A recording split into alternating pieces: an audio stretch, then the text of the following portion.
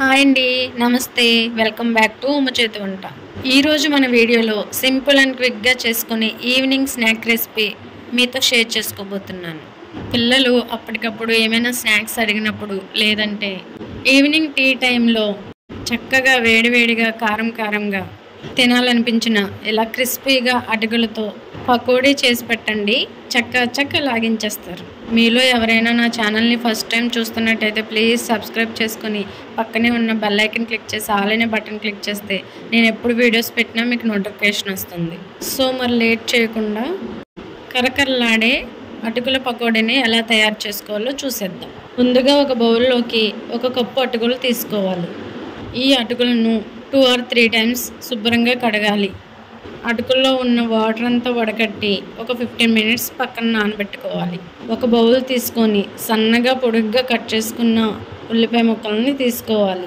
3 పచ్చిమిర్చిని చిన్న ముక్కలుగా కట్ చేసుకొని వేసుకోవాలి. అలాగే కరివేపాకుని చిన్న ముక్కలుగా కట్ చేసుకొని వేసుకోవాలి. 1/2 tablespoon జీలకర్ర, 1 tablespoon ధనియాల పొడి, అలాగే చిటికెడు పసుపు, రుచికి సరిపడగా సాల్ట్, 1 tablespoon కారం, అలాగే ముందుగా నానబెట్టుకున్న అటుకులను వేసుకొని మొత్తం మిక్స్ అయ్యేలాగా కలుపుకోవాలి. అటుకులు మొత్తం మ్యాష్ అయ్యేలాగా చేతితో కలపండి. ఇలా బాగా కలుపుకున్న తర్వాత ఇందులో 1/2 కప్పు దాకా శనగపిండి వేసుకోవాలి. అలాగే 1/2 కప్పు బియ్యం పిండి వేసుకోవాలి. ఇప్పుడు ఇందులోకి తగినన్ని నీళ్లు కొద్దిగా వేసుకుంటూ గట్టిగా పిండిని కలుపుకోవాలి. పకోడీకి ఏ మాదిరిగా అయితే కలుపుకుంటామో అంతకంటే కొంచెం గట్టిగా కలుపుకోవాలి. కన్సిస్టెన్సీ అనేది ఇలా ఉంటే సరిపోతుందండి.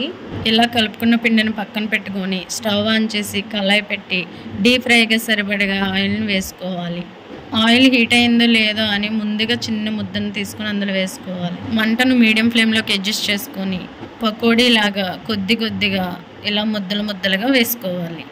మరీ నూనెకి నిండుగా కాకుండా కొంచెం వెల్తగా ఉండేటట్టు పకోడీని వేసుకొని మీడియం ఫ్లేమ్లో కొంచెం గోల్డెన్ కలర్ వచ్చేదాకా క్రిస్పీగా అయ్యేంత వరకు కూడా ఫ్రై చేసుకోవాలి. ఈ రెసిపీ చేయడం చాలా సింపుల్ అండి. 15 minutesలో అయిపోతుంది. పిల్లలు స్కూల్ నుంచి వచ్చే టైంకి చేసి పెడితే వాళ్ళు ఎంతో ఇష్టంగా తింటారు. ఈ విధంగా ఫ్రై అయిన తర్వాత పకోడా మొత్తాన్ని ప్లేట్లోకి తీసుకోవాలి.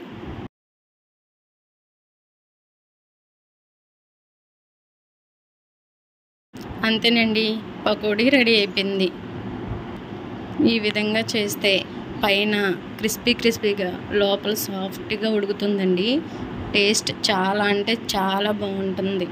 మీరు కూడా ఒకసారి ఇంట్లో ట్రై చేసి ఎలా కుదిరిందో కామెంట్ చేయండి.